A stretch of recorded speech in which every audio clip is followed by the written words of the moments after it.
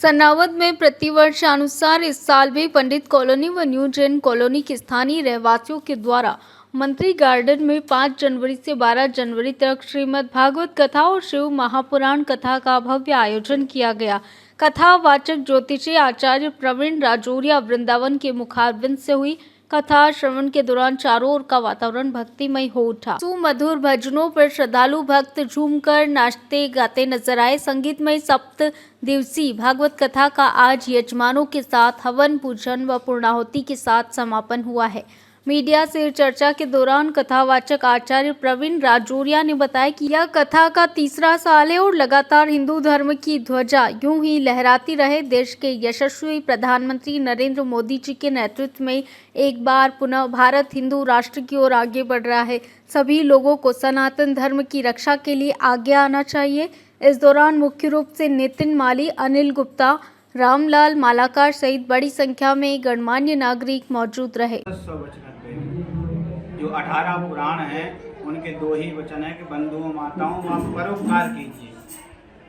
किसी भी मनुष्य का अपनी वाणी से उनके हृदय में कष्ट न पहुंचे और अपने धर्म का पालन कीजिए। ये जो आए दिन सनातन धर्म के देखते हुए कि सनातन धर्म को देखने के लिए कमी मिल रही है, लोग हमारे धर्म की हमेशा बुराई करते रहते हैं और अधर्म का बढ़ावा हो रहा है, वो धर्म का भी बढ़ावा हो रहा है। तो ये कहा कि अपने जो बच्चे हैं उनको शिक्षा स्कूल और कॉलेज में मात्र दी जा रही है कि आप पढ़िए और पैसा कमाइए, ऐसा नौकरी से आपको ऐसा पैसा कमाने को मिलेगा। लेकिन जो हमारे सनातन धर्म की शिक्षा है वह अर्थ, धर्म और काम और मोक्ष चारों पुरुषार्थों की देने वाली है।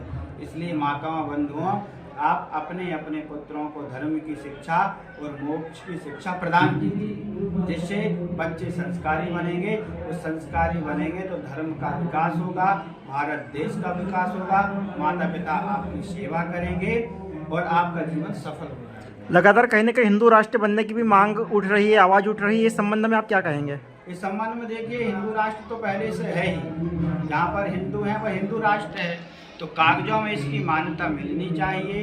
और हम यह प्रार्थना करते हैं कि हमारे देश के जो प्रधानमंत्री मोदी जी हैं, नरेंद्र मोदी जी, वह देश के लिए बहुत अच्छा काम कर रहे हैं और सभी साधु संत और सनातन धर्म के लिए हिंदू राष्ट्र एक गठित होना चाहिए और एक बहुत अच्छी मांग है। हम सब ये मांग करते हैं कि हिंदू राष्ट्र बने और हिंदू राष्ट्र बनने के साथ साथ सभी हिंदू अपने कर्तव्य का पालन करें। पिछले कुछ दिनों से देखने में आ रहा है कि भागवत कथा व पारिवारिक आयोजनों में लोग भगवान शिव जी की, राधा कृष्ण जी की झांकियां बनाकर उनके साथ नृत्य करते दिखाई देते हैं, तो कहीं ना कहीं यह अपमान है अपने इष्ट का। इसके संबंध में आप क्या कहेंगे? देखिए, भगवानों को एक स्पेशल झांकी बना करके, जैसे कि गंगा आरती होती है या भगवानों से नृत्य करवा रहे हैं, ये तो शास्त्र विरुद्ध है, ऐसा नहीं करना चाहिए। और यदि किसी कथा में या पांडाल में किसी की भगवान की झांकी बनाई जा रही है तो भगवान के साथ उत्सव मनाना एक मर्यादित है।